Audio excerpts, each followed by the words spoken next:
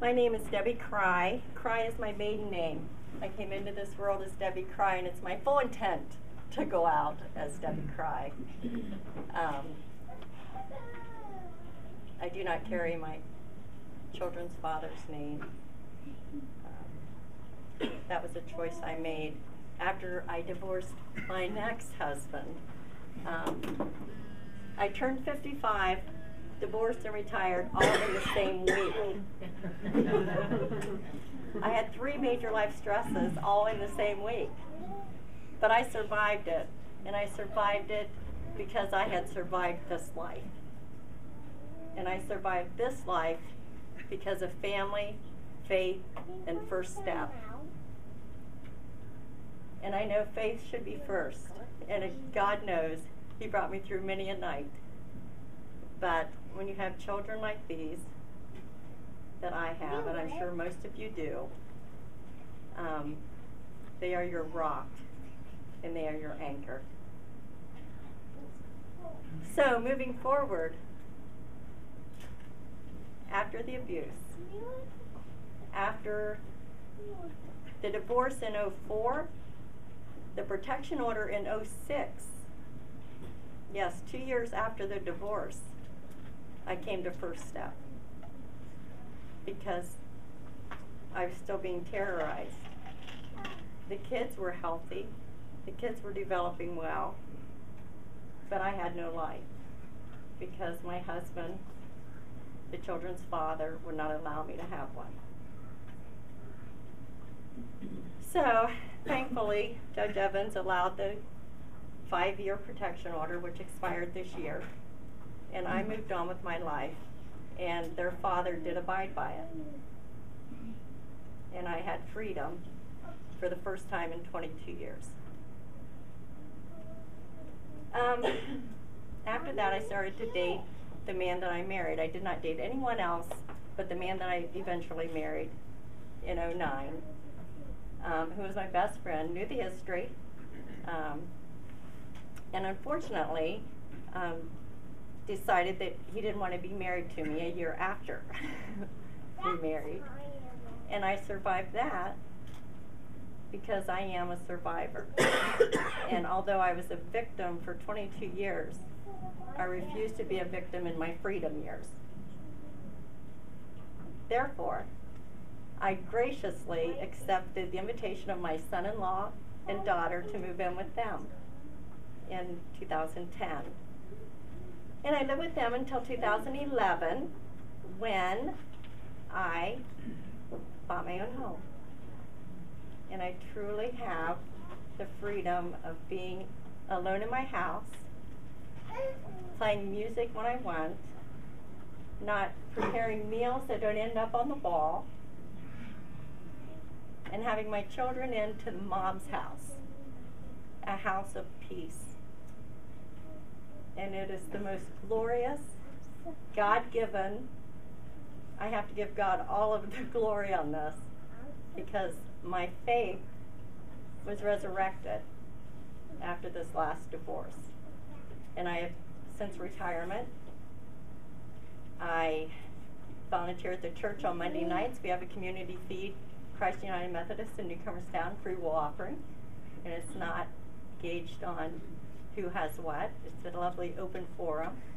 But I do dishes on Monday nights. On Tuesdays, I take line dancing lessons. On Wednesdays, I started going to Rotary in West Lafayette. And then Thursday, I just joined another line dancing group. Wednesday mornings, I have a Bible study group that meets at West Lafayette United Methodist Church. Friday and Saturday, I keep trying to talk Joss into letting me come down to Athens, but so far that hasn't happened. But Mom's Weekend is coming up in April. So what I wanted to do in my talk was try to give you an inkling of why someone stays in an abusive relationship for 22 years and doesn't cry out, doesn't go to First Step, is a Ridgewood School Board member, for 4 of those years under the cloak of normalcy. Worked at the power plant for 31 and a half years. Well, subtract the last 8 because I was out of, I was out of that situation, but I still did not let on that I had been in that situation.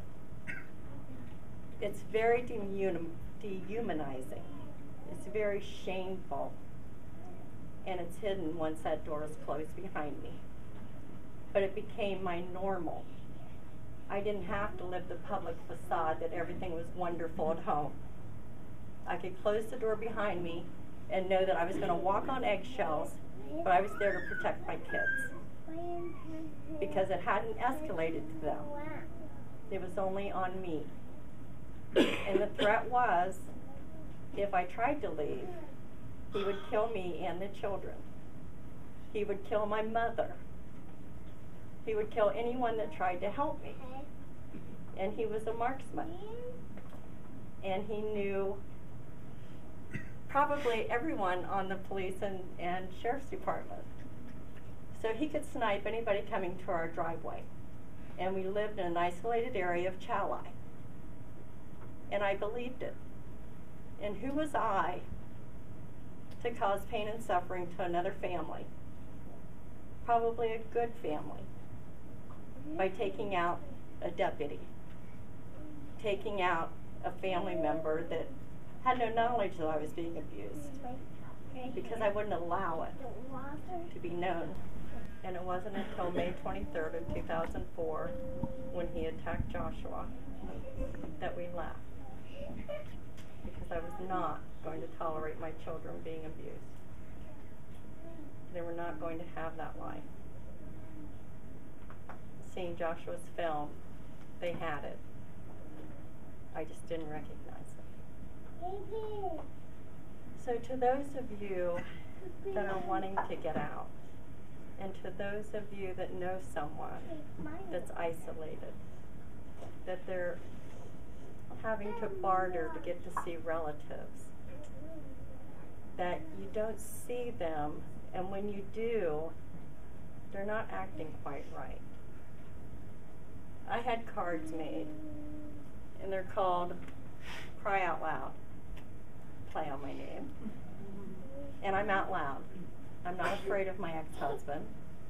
My children are healthy and well and on their own.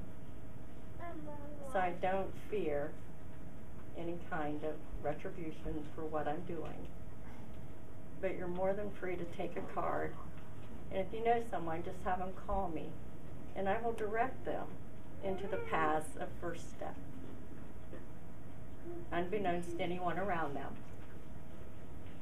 But it's a way I can help so that their children don't have to live the life, unfortunately, I put my children through. And I will pay that price and that burden until the day I die.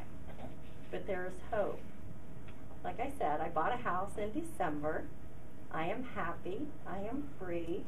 My children, though scarred, have survived. So I want to leave you with a happy thought that there is sunshine and grace through God's blessing on the other side of abuse.